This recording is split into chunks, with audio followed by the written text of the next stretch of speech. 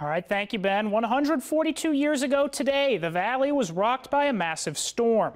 Official tornado records from the National Weather Service date back to 1950, but our chief meteorologist Aubrey Urbanowitz has been researching local historic tornadoes going all the way back to the 1800s, and she took a look at what happened on this day in 1881. The destruction was fearful. June 25th, 1881, a powerful storm led to damage from Mount Solon in Augusta County to the Shenandoah River. But the greatest damage was in Port Republic, at the home of Mrs. Yost. Crops destroyed, fences swept away, timber crushed, and destruction everywhere. And at Bernard Peel's, the corn and wheat crop was destroyed, entailing a heavy loss. A diary from Henry Smalls reads, "A most fearful storm passed through Port Republic.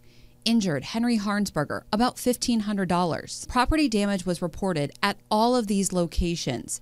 It was widespread and extensive, but according to the newspaper descriptions, it's more suggestive of powerful straight-line winds. That's until the storm moved across the river." This is Cherry Grove, the home of Mr. Henry Baker Harnsberger at the time. Now, the newspaper reports that a wood plank, a 1x10, was picked up from about 40 yards away and driven through the side of this tenant house on the property. That kind of force comes from a tornado.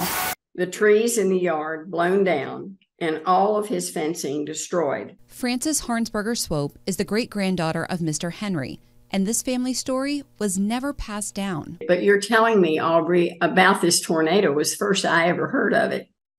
And odds are that what they did was what most people did in that day and time. They picked up the pieces and repaired the damage and went on with their lives. The damage to the Harnsberger property included crops and buildings.